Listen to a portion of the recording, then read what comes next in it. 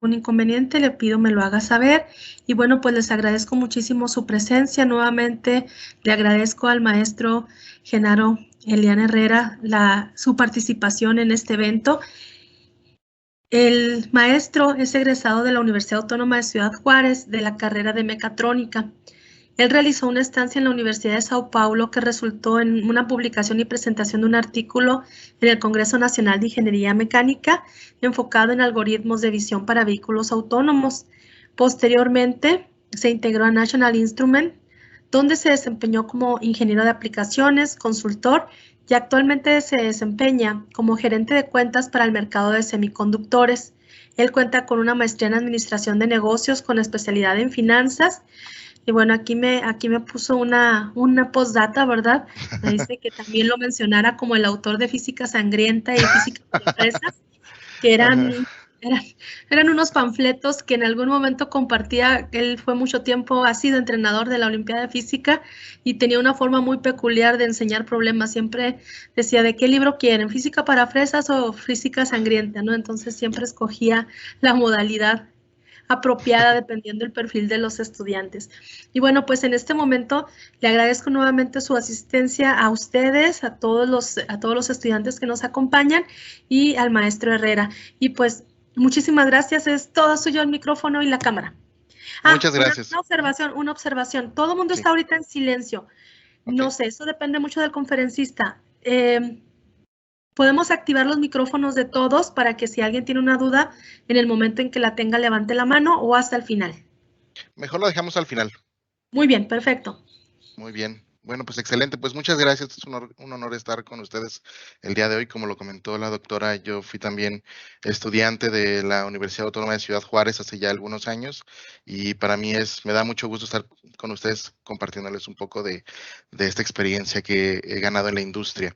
Y bueno, pues el día de hoy vamos a platicar sobre las tendencias de la industria de semiconductores y básicamente lo que espero que obtengamos de esta reunión, de este evento, es que ustedes se vayan con estas preguntas resueltas. Primero, ¿qué son los semiconductores? ¿Cómo se hacen los circuitos integrados? ¿Dónde podemos encontrarlos? ¿Cómo se conforma la industria de semiconductores? ¿Y qué está pasando actualmente en la industria? Muy seguramente habrán escuchado en estas últimas fechas y en este último año que la industria de semiconductores está pasando por varios problemas que está impactando a muchas industrias. Eso lo vamos a hablar más adelante en la presentación. Y bueno, comencemos con qué son los semiconductores. Los semiconductores son materiales que son capaces de actuar como conductores eléctricos o como aislantes, dependiendo de las condiciones físicas en las que se encuentren. Esto puede ser algún cambio de temperatura, alguna presión, alguna radiación, algún campo eléctrico en el que se sometan estos materiales. Y bueno, si vamos a buscar el concepto de semiconductores en la Sociedad Internacional de Semiconductores, ellos van a decir que un semiconductor es un circuito integrado. Pero aquí lo importante que quería que recalcar es que se refiere a los materiales y también, aunque la industria lo utilice para referirse a los circuitos integrados o los microchips. Aunque estos bien están hechos con materiales como el silicio, el germanio o el arsenio de galio, que son materiales semiconductores, y también para su manufactura tienen que tener una gran pureza de semiconductores. Ahora vamos a ver cómo se hacen, cómo pasamos del silicio, de la roca que vemos en la parte de arriba, al allá el circuito integrado que vemos en la parte de abajo. Bueno, primeramente, como eh, digamos, cualquier desarrollo tiene que pasar por una etapa de diseño. Este se hace a través de sistemas computacionales, donde se hace el diseño del circuito. Posteriormente, vamos a requerir del silicio puro, el cual se va a fundir para crear estos lingotes. Para eso utilizamos el óxido de silicio, el cual se va a purificar hasta que tengamos un silicio puro al 99.9% y posteriormente vamos a generar este lingote de silicio, el cual se va a hacer con la ayuda de un cristal semilla que nos va a permitir hacer este cristal de silicio. Entonces aquí vemos la máquina en la cual tenemos el silicio derretido y se va generando el cristal a través de este cristal semilla. Una vez que tenemos este lingote de silicio, se va a cortar para formar obleas de menos de 1 milímetro de espesor. Y aquí puse también entre paréntesis la palabra wafer, porque esa es la palabra que se utiliza en la industria para referirse a este, digamos, a esta parte del proceso que se genera este wafer del lingote. Y esto se realiza con ayuda de estos pequeños cables que aparecen en la imagen de arriba que tienen incrustaciones de diamante para que pueda quedar, sea un corte muy preciso. Y posteriormente, aquí ya en la imagen vemos la figura del wafer ya cortado, que, bueno, si ven en esta imagen, se ve que esto era toda una sola unidad, que es todo el lingote, y quedan ya las obleas o el wafer de muy poco espesor, el cual es lavado y pulido para poderse utilizar. Ahora, ya que tenemos esta oblea, estas se les van a agregar capas de materiales conductores, aislantes o semiconductores, dependiendo de la aplicación sobre esta misma oblea. Después el wafer se va a cubrir con material fotosensible, porque esto va a ser un paso importante para la siguiente etapa del proceso, que es donde se va a exponer a la luz en una máquina de litografía. Y también, dependiendo de qué es lo que se vaya a hacer con el wafer, se puede aplicar materiales fotorresistentes. Entonces, ya en esta etapa, tenemos el wafer, tenemos este disco, esta oblea, a la cual se va a someter, como hemos comentado, a un haz de luz, con el cual se estará haciendo el diseño que habíamos hecho inicialmente en el programa de diseño. Se va a quitar el material fotorresistente, se van a ir haciendo solo surcos, se le puede estar bombardeando con iones positivos o negativos que van a modificar las propiedades del semiconductor, y este ciclo se va a estar repitiendo n cantidad de veces para lograr el diseño final. Y bueno, una vez ya que se terminó este proceso, nos quedaría el wafer de esta forma, como lo pueden ver en la imagen. De la oblea de silicio, que era completamente plana, ahora tenemos una cantidad de chips, una cantidad de productos en la cual ya está el diseño realizado y que posteriormente pasará a fraccionarse para encapsularse. Entonces aquí vemos de que el wafer de silicio, que era completamente puro, se crearon los circuitos integrados en su interior, se cortaron y se empaquetaron. Y aquí ya estamos listos para ponerlo en los equipos electrónicos. Ahora, bueno, para seguir entendiendo la era digital y lo que está pasando y todo lo que pasa con la industria de semiconductores, vamos a irnos unos cuantos años atrás con la invención del transistor. Entonces aquí tenemos en esta imagen a los inventores del transistor, que ellos lo que estaban buscando era buscar una forma de poder reemplazar los tubos de vacíos y los redes electromecánicos utilizando materiales semiconductores. Y a partir de esta investigación es como surge el transistor, que lo vemos aquí en una de las imágenes, en la imagen en la esquina inferior izquierda, en donde aparece el primer transistor. Y bueno, aquí ven en la imagen podemos ver la diferencia que hay de tamaños entre los bulbos de vacío y los relés electromecánicos a los primeros transistores. Y en la imagen, bueno, no sé si lo ven en la parte derecha o izquierda, pero en la parte inferior aparece ya una imagen de cómo son los transistores al día de hoy, que podemos ver en los microchips. Como vemos, el tamaño se ha reducido demasiado y esto es lo que nos ha ayudado a que podamos tener más funciones dentro de los aparatos electrónicos. Y bueno, hay algo que a mí me causa mucha gracia sobre esto, algo que un guiño que salió en una película. Si se fijan aquí, estamos hablando de que el transistor se empezó a inventar en la primera mitad del siglo anterior, ¿no? Entonces, no sé si recuerdan la película de Volver al Futuro. En esta película, en la tercera película, resulta que el circuito integrado que utilizaban para el viaje en el tiempo se había dañado. Y entonces el Doc Brown le manda a él mismo del pasado un diagrama para reemplazar ese circuito con la tecnología que tenía en ese momento, ¿no? Y vemos cómo este pequeño chip que tenía que ver con lupa, lo tuvo que reemplazar con toda esta circuitería, con tubos de vacío, relés electromecánicos que cubría casi el capó del vehículo. Y bueno, y con esto también podemos hablar de lo que es la ley de Moore, que está muy relacionada con esto que vimos en la imagen anterior. En Gordon Moore, en 1975, predijo que la cantidad de transistores en un circuito integrado crecería exponencialmente. Es decir, que vamos a tener más y más transistores en un circuito integrado, que esto, a pesar de este incremento, se aumentaría la potencia del circuito integrado, pero disminuiría el consumo de energía y también disminuiría su costo.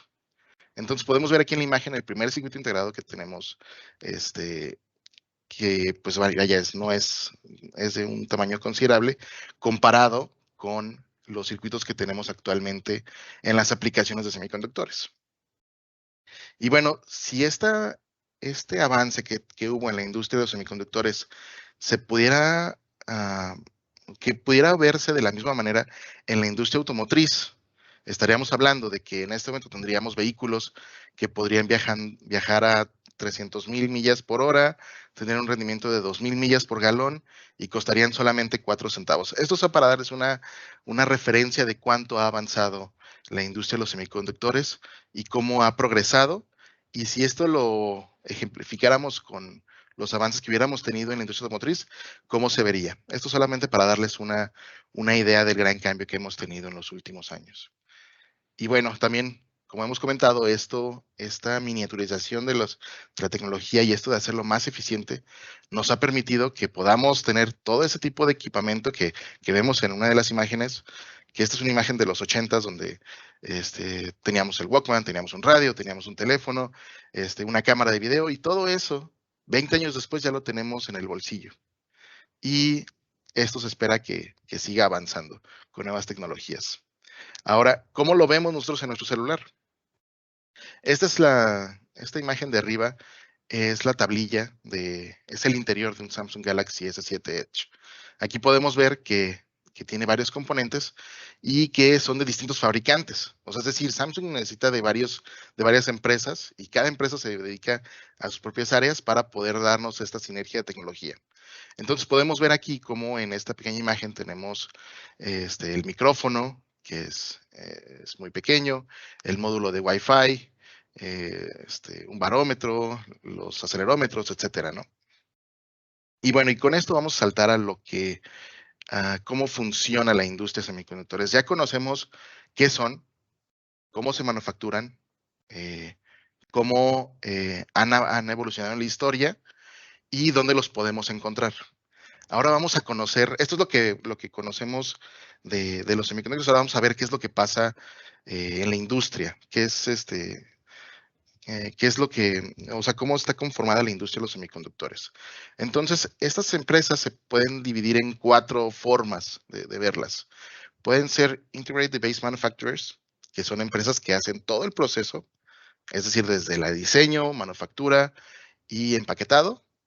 O lo podemos ver por partes, o sea, de que estas empresas, que existen empresas que se dedican únicamente a hacer el diseño, otras que únicamente hacen la fundición y la elaboración de los wafers y el empaquetado, y otras que únicamente se encargan de hacer el ensamblado de los chips y hacer la prueba. Entonces, ejemplos de empresas que se encargan de todo el proceso son, por ejemplo, Infineon, que es una empresa que trabaja para la industria automotriz, Texas Instruments e Intel. Otras que se dedican únicamente al diseño es, por ejemplo, Qualcomm, Nvidia y AMD. AMD, esto es una empresa muy interesante porque estas únicamente se encargan del diseño y o sea, bueno, como todas los fabless son empresas que únicamente se encargan del diseño, pero también vemos que hay muchas empresas que son startups que empiezan a hacer únicamente el diseño, le dan a otra empresa sus diagramas y la otra empresa se encarga de hacer el resto del proceso. Entonces aquí les pongo el ejemplo de AMD, la cual tiene como foundry, o sea, toda la fundición y toda la generación del chip lo hace otra empresa que se llama TSMC, Que bueno, aquí también quería que vieran en las imágenes la comparación del tamaño. O sea, AMD es una empresa pequeña, pero TSMC es una empresa que realmente es tan importante que si vemos el mapa de Taiwán, vemos que tienen plantas por todos lados. Y aquí podemos ver que esta es una de las plantas donde tienen que hacer todo este proceso. En Estados Unidos tenemos Samsung y Global Foundries, y próximamente TSMC va a abrir una planta en Estados Unidos para solventar todo el problema que existe con la industria de semiconductores. Y bueno, TSMC la quería mencionar porque realmente todas las empresas de semiconductores tienen algún tipo de relación con TSMC de alguna forma. Y bueno, y también otro nivel de empresas son los OSATs, que estas son empresas en las cuales ya una vez que se hace todo el diseño y la manufactura, se encargan de hacer la prueba y el empaquetado de los chips. Ahora, como vimos, pues hay distintos tipos de aplicaciones. Entonces tenemos empresas que, a pesar de que son de semiconductores, tienen funciones distintas. Estas las podemos dividir en 7 categorías. Pueden ser empresas que se dedican a productos de memorias, que esos pueden ser memoria RAM o almacenamiento de datos como discos duros, de lógica, de microchips o microprocesadores, chips analógicos, optoelectrónicos, discretos y sensores.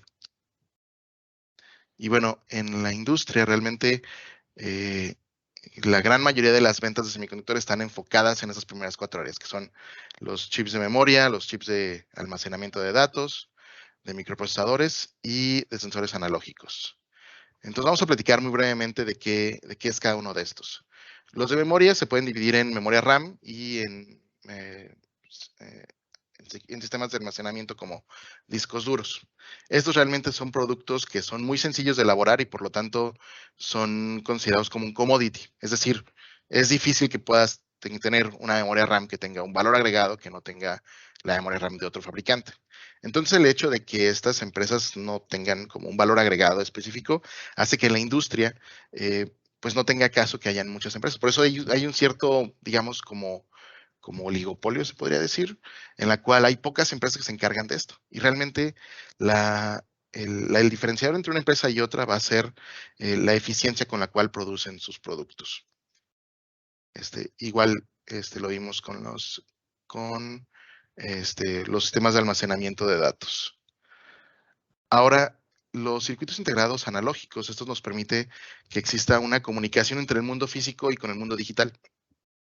Los circuitos integrados digitales, como ustedes saben, pues únicamente trabajan con ceros y unos, con señales digitales. Y los analógicos, eso nos permite que una señal de radio, una señal de luz, una imagen, un sonido, lo pueda transmitir y lo pueda convertir en una señal digital, con lo cual nos puede permitir utilizar esta información. Ahora, aquí en la industria sí es mucho más diferenciado a comparación de la industria de memorias RAM, por ejemplo, porque hay una gran diferenciación entre las funciones de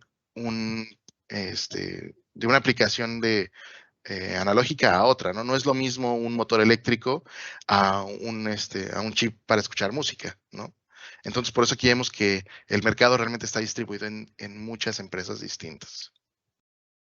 Y en la parte automotriz está dividida en un sector completamente diferente, ya que estos tienen tienen un nivel de exigencia mucho más alto del que tendría, por ejemplo, un chip para un celular, ya que estos, pues primeramente porque tienen una implicación, bueno, su consumo es muy alto, ¿no? Todo el mundo tiene un automóvil y todo el mundo tiene esta cantidad de chips en sus vehículos. Y además tienen implicaciones de seguridad muy importantes. Y también deben de tener una confiabilidad muy alta y deben de poderse utilizar en ambientes a altas temperaturas, altas vibraciones, lo cual hace que esta industria tenga una sección específica para aplicaciones de este tipo de especificaciones de confiabilidad. Y bueno, también, como lo comentamos, entre las industrias queda una categoría para los procesadores, en las cuales pues está, por ejemplo, Intel. Ahora, ¿cómo se ve la industria en este momento?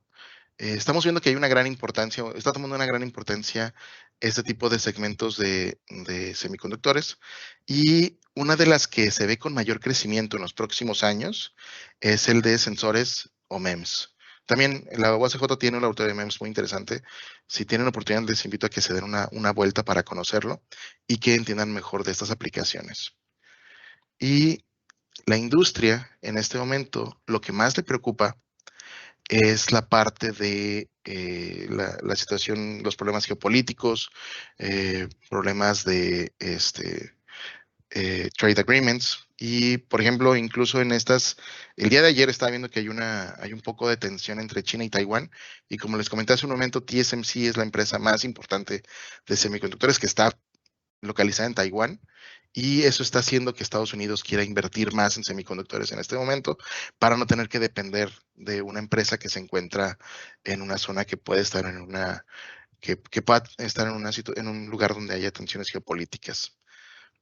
Y bueno, ahora sí vamos a ver, ya que platicamos, ya que entendemos cómo está la industria, cómo están los semiconductores y cómo está la industria, vamos a ver qué está pasando en este momento. Estas son recortes de noticias que tomé el día de ayer para que fuera lo más reciente posible. Y pues vemos que las empresas que están haciendo automóviles están teniendo problemas en ventas porque no tienen las plantas paradas porque no tienen chips. Vemos que en México GM va a cerrar 3 fábricas porque no hay chips. También vemos que el PlayStation 5 es muy difícil de conseguir porque no hay chips. Incluso a mí me tardó como 3 o 4 meses en poderme comprar mi PlayStation. Entonces, vemos que que esto está sonando mucho en este momento, y que incluso vi hoy en la mañana que había una declaración de Biden con la finalidad de ver opciones para acabar con este problema de los semiconductores. Y entonces, ¿qué fue lo que lo ocasionó? ¿Y cuál es el tema que está más de moda en estos 2 años? La pandemia. Realmente la pandemia afectó mucho la industria de semiconductores por muchas razones. Primero, porque toda la gente tuvo que ir a trabajar a casa y se tuvo que comprar una computadora nueva, un teclado nuevo, un mouse nuevo, una webcam, unos headsets. Y como no podían salir, pues tenían que ver la forma de pasar el tiempo en casa. Entonces se compraron televisiones más grandes, se compraron sistemas de teatro, se compraron videojuegos. Estas son industrias que crecieron mucho. Y curiosamente, a pesar de todos los problemas económicos que hubo en el planeta, la venta de vehículos no paró. La gente seguía comprando carros. Entonces la demanda aumentó. Y esto que ocasionó de que tenemos fábricas paradas, pero tenemos que las ventas están subiendo. Entonces, se creó una sobredemanda que superaba por mucho a la oferta. Y esto que ocasionó que en este momento tuviéramos este tipo de escasez de semiconductores. Y otra cosa que también ocurrió es que muchas empresas, como no sabían cuándo iba a terminar el problema de la crisis económica y la crisis sanitaria, empezó a bajar el número de pedidos de sus órdenes de semiconductores. Entonces las empresas empezaron a producir menos. Pero ya cuando empiezan a salir las vacunas y se ve que la economía va a empezar a repuntar, resulta que hay menos producción de lo que realmente íbamos a poder necesitar, ¿no? O sea, digamos, la demanda creció en un momento, pero las empresas sabían que era posible que esta bajara de manera repentina. Entonces, lo que ocasionó es que en este momento tengamos esta escasez de semiconductores. Y bueno, como les comentaba, del año 2019, que estamos hablando de una época sin pandemia, al 2020, vemos que creció un 8.3% la venta de semiconductores, también por el hecho de que las empresas se van a trabajar a sus casas, que las escuelas mandan a todos los estudiantes a trabajar de manera remota, crece los gastos en cloud computing, y que también, bueno, esto de manera general vemos que la venta de semiconductores creció de manera importante de un año para el otro. Y como ya comentamos, esto está afectando a que otras empresas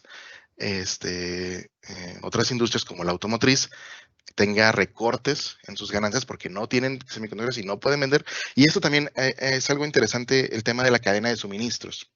O sea, como ya vimos, los semiconductores se utilizan en todos los puntos de la cadena, desde desde la parte donde fabrican el wafer, donde hacen los materiales que se utilizan, los instrumentos que se utilizan para probar los wafers, los que los ensamblan y los que lo producen. Entonces, ¿qué pasa? Ya lo que también hemos visto mucho en la industria.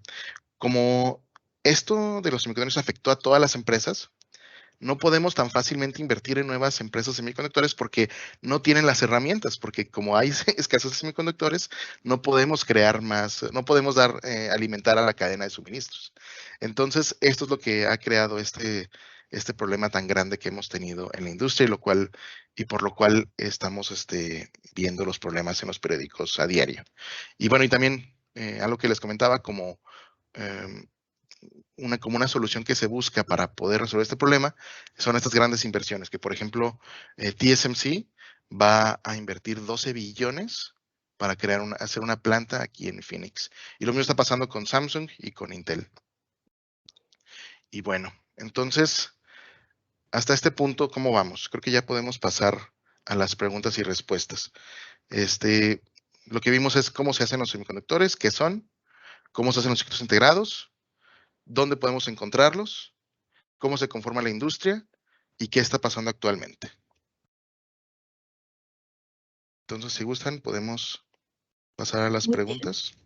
Bueno, empezaríamos entonces con las preguntas. Ya tenemos aquí una pregunta por medio del chat. Sí les pediría que si quieren, activen su micrófono, ¿verdad? No hay ningún problema por hacerlo. Se los voy a activar en este momento a todos. Nada más si les pediríamos que levanten la mano, nada más para que fuéramos todos ordenados. Y bueno, la primera pregunta es de Jesús Alejandro Corral. Dice, a falta y demanda de chips, ¿consideras que México debería encaminarse a la fabricación de estos? ¿Y cuánto tiempo considera que se posicione en una competencia decente? Gracias por la pregunta. Es complicado decir si México podría entrar a la industria de semiconductores y ponerse al nivel de Taiwán, por ejemplo. Sí tenemos empresas de semiconductores. Por ejemplo, hay una empresa que se llama Skyworks, que está en Baja California y que es una parte muy importante de la cadena de suministros en la telefonía móvil. Sí sería muy importante que México viera la parte de semiconductores porque, como hemos visto, es una industria que no deja de crecer y que va a seguir creciendo en los siguientes años. Muy bien. No sé si alguien tenga alguna pregunta. A mí sí me gustaría comentar ahorita la gran revolución que ocasiona prácticamente este descubrimiento de cómo el silicio lo podemos ir miniaturizando para llegar a los circuitos integrados y cada vez más hacer máquinas más pequeñas, como todavía en los 70 se usaba una computadora que ahorita ocupa menos de un escritorio, era el tamaño de una habitación, ¿no? Completa. Entonces, bueno, esta miniaturización pues tiene también su origen en un descubrimiento de materiales, ¿no? Y hasta dónde todavía continúan estos retos en cuanto a qué cosas se pudieran todavía mejorar en este tipo de materiales semiconductores como para seguir contribuyendo a la miniaturización. Sí, lo que he estado viendo en la industria es que ya el siguiente paso que se está buscando es buscar computadoras cuánticas, el utilizar tecnología cuántica para aún miniaturizar un poco más los sistemas. Y esto nos va a permitir que tengamos sistemas mucho más avanzados y algo que es muy interesante y que va a venir en los siguientes años es lo de Internet de las Cosas, 5G y Big Data. Entonces, en estos sistemas, estamos hablando que de manera ideal podríamos ver que un teléfono celular ya no va a requerir tener un procesador interno, porque a través de 5G y Big Data se va a poder comunicar a gran velocidad con un mainframe, donde va a estar todo el procesamiento y que vamos a poder tener no vamos a tener que estar teniendo ese manejo de datos, sino que, o el que tengamos que tener un procesador en nuestros celulares, sino que ya va a recibir la información tan rápido y va a tener la potencia que nosotros queramos en un mainframe que tenga una gran capacidad y que esté trabajando con un sistema cuántico, por ejemplo. Muy bien, aquí tenemos otra pregunta. Dice, ¿actualmente existen problemas para obtener los minerales que se utilizan para fabricar los semiconductores? Que yo sepa, no. O sea, el problema no ha sido el obtener los minerales, porque de hecho el silicio lo podemos obtener de la arena, incluso. Entonces, el problema no es por los materiales. No he visto que, que no podamos conseguirlos o que la demanda sea tal que haya algún problema. Entonces, no veo que haya problemas. Bueno, yo no soy especialista en semiconductores, yo trabajo en otra área de materiales, pero ya nada más por la cuestión estadística, ¿no? El silicio es el segundo elemento más abundante en la Tierra después del oxígeno, entonces ahí quizás estaría un poquito la respuesta, ¿no? Dice aquí, ¿los semiconductores se producen en México o solo en el extranjero? Creo que ese ya se contestó. Y dice, ¿tiene conocimiento de si alguna empresa de semiconductores tenga disponible comprar acciones? Pues todas. Pueden ver acciones de Intel, que han estado creciendo mucho. TSMC también ha crecido mucho.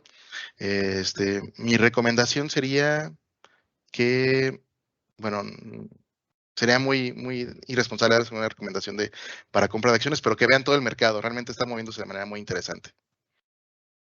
Dice, ¿qué tanto? Bueno, aquí en este sentido, ahorita que hablábamos de Intel y demás, ¿no? Y de esta cuestión de la computación cuántica, ahorita nada más así como una anécdota, ¿no? Tenemos gente conocida, Genaro y yo, en donde estaban trabajando en investigación en computación cuántica en Intel. Por ahí estuvo trabajando Tomás y Jorge. Y bueno, ¿cómo se posiciona un ingeniero de materiales en la industria de semiconductores? Pues tiene mucha área en la cual puede posicionarse. Yo creo que sería más factible que lo viéramos en la parte por ejemplo, la manufactura, a nivel con las foundries, con las empresas que hacen los lingotes, porque como vimos, realmente se hace un cristal de silicio y se trabaja con los materiales para hacer los semiconductores. Entonces, definitivamente creo que es el área idónea donde se podrían posicionar. Aquí está una pregunta, ¿qué tanto cree que el sector de la minería de criptomonedas incrementa más esta problemática de escasez de semiconductores? También tiene mucho que ver porque estamos hablando que está generando una demanda nueva de equipos electrónicos que requieren grandes cantidades de procesamiento y que también he estado viendo que hay muchos sistemas de minería de bitcoins que requieren tener una mayor eficiencia del uso de energía, menor producción de temperatura, bueno, eh, mayor eficiencia, vaya, en pocas palabras. Aquí vemos, ¿no?, la importancia, ¿no?, de que de alguna manera se haga una carrera, digamos, un poquito más completa para tratar de entender todo el panorama de la industria, ¿no? Genaro Sí. es ingeniero, pero tiene una especialidad en finanzas, por eso lo vemos que contesta con tanta soltura esta cuestión de las criptomonedas. Y eso es importante. De repente nos casamos con la idea de que tenemos un área de conocimiento en la licenciatura y forzosamente la maestría o el doctorado tienen que ser en la misma área, ¿no? Y eso es justamente muchas veces lo que buscan las empresas. Las empresas buscan un perfil más complementado, ¿no? Aquí ya está otra pregunta. Dice, ¿cree que la sinterización a gran escala del grafeno pueda disrumpir la industria de los semiconductores? Ya que se han hecho transistores con grafeno. La verdad no tengo conocimiento de o sea, cómo podría impactar, pero si ya estamos hablando que hay transistores de grafeno, habría que ver el tamaño de estos transistores. Me imagino que si es algo que, que se está investigando, es porque se puede alcanzar a los tamaños nanométricos que tienen los semiconductores actuales. Entonces sí podría ser interesante. Aunque habría que ver también si no es más caro producir el grafeno que utilizar los lingotes de silicio. Muy bien. De hecho, hay algo bien interesante, ¿no? Yo me acuerdo que hace algunos años hacíamos una plática en donde introducíamos cómo era importante el sistema de innovación de Silicon Valley y cómo transformaba la sociedad, ¿no? Y siempre me gustaba presentarles una fotografía en donde se veía Santa Clara, California, pues llena de huertas de manzana, de durazno, así toda llena de huertitos, ¿no? Muy, muy rural la cuestión, y ahorita ya ver ahí a los grandes de la tecnología llenos de edificios enormes y pues prácticamente moviendo al mundo desde una pequeña región de California. Ujú. Ahorita nada más para que se den una idea los que están escuchando, California es, por así decirlo, la tercera economía más importante del mundo, ¿no? O sea, ya ni siquiera como país, sino como estado. Bueno, no sé si alguna otra pregunta. Dice, ¿se tiene algún pronóstico de cuándo se pueda acabar esta crisis de semiconductores? Lo que se espera o lo que se piensa que va a pasar es de que vamos a poder cumplir la demanda que está en este momento y va a llegar un punto donde se espera que sea para el siguiente año, fue lo que había leído, pero que después lo que va a pasar es lo contrario. O sea, que vamos a tener una sobredemanda y perdón, una sobreoferta y una demanda muy baja de semiconductores. Entonces también es el riesgo que las empresas no quieren tener y por eso no se ha podido solucionar tan rápido este problema, porque eso podría pasar. Además de que existen riesgos de que, vaya, no tenemos una solución definitiva del COVID. Entonces existen riesgos de que si llegara alguna variante nueva, que volvamos a irnos al lockdown todos y que esto vaya a afectar otra vez a la industria.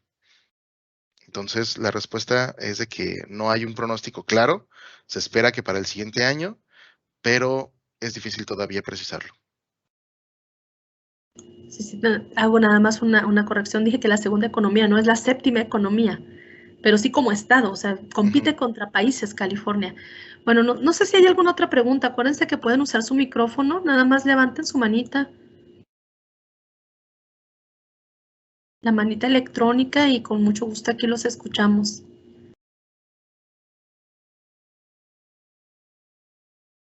Bien, aquí parece que ya que no nos quieren preguntar. Bueno, mientras se animan, porque todavía tenemos un poquito de tiempo, a mí sí me gustaría platicarles un poquito de cómo se da digamos, esta amistad entre Genaro y una servidora. A Genaro lo conocí cuando estudiaba en la secundaria.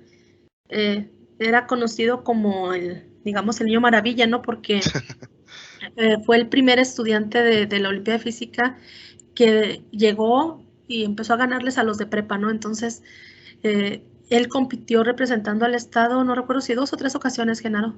3. 3 ocasiones, es las estadísticas. Bueno, ahí la llevan tú y Fernando Ballesteros, pero bueno, él compite representando al estado en varias ocasiones. De hecho, Genaro estaba en aquel entonces estudiando en lo que actualmente es la preparatoria del Chamizal. Recuerdo que fueron épocas muy difíciles. Cada vez que nos tocaba ir al Nacional había huelga en la preparatoria. Entonces era bien complicado inclusive ir a los nacionales y demás. Pero bueno, él llega a los nacionales, compite en la Olimpiada y durante mucho tiempo nos ha estado apoyando como entrenador. Ha donado su tiempo, ha visto desarrollarse estudiantes que han girado hacia muchos rumbos de la ingeniería. Entonces aquí la pregunta es, ¿la ingeniería tiene un campo de trabajo todavía actualmente? Llegó un momento en donde, por ejemplo, en la ciudad había una sobredemanda, hablando de datos económicos, una sobredemanda de ingenieros industriales. Entonces, de repente, todo el mundo estaba estudiando industrial y hubo un cambio de carreras, ¿no? Llega la moda del mecatrónico porque sería muy bonito. Allá a finales de los 90 surge esa moda del trónico, que se oía bonito y era la moda, todo el mundo quería estudiar eso. Y bueno, por ejemplo, ahorita nosotros estamos recientemente aperturando, ¿no? Una carrera en ingeniería de materiales que tiene, pues apenas acaba de egresar la segunda generación.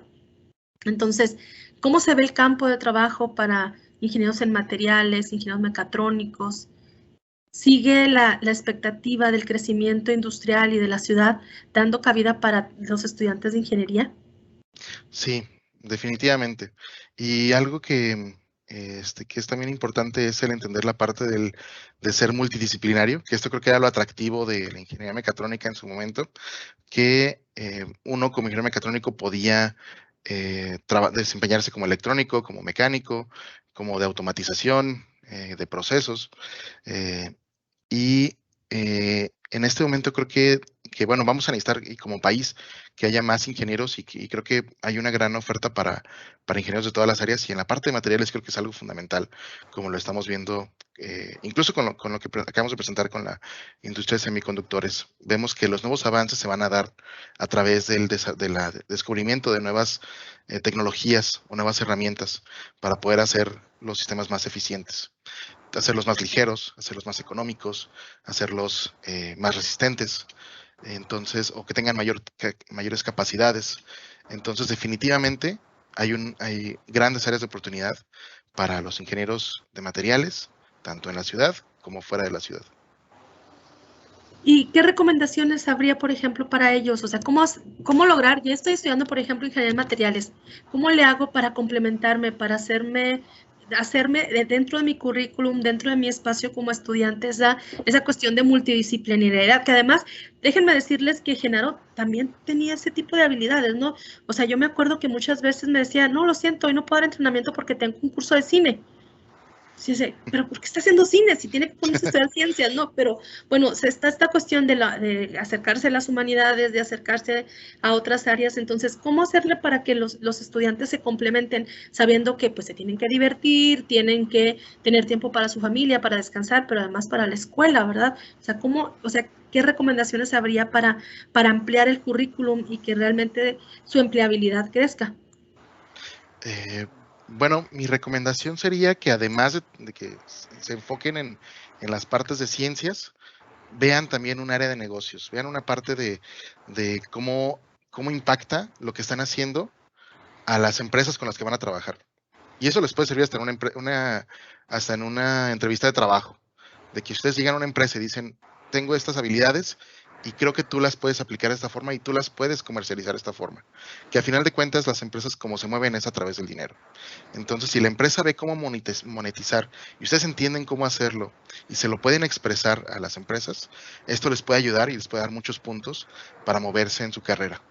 Y eso también es algo muy importante porque si ustedes conocen cómo se maneja la industria a la cual ustedes van a estar trabajando, pueden entender cuál es el camino o la forma de poder crecer dentro de ella.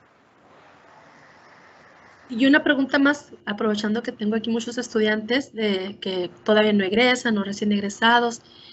Eh, hay una cuestión bien interesante, por ejemplo, en el círculo de amigos que teníamos, algunos se fueron a estudiar a Estados Unidos, otros se quedaron aquí.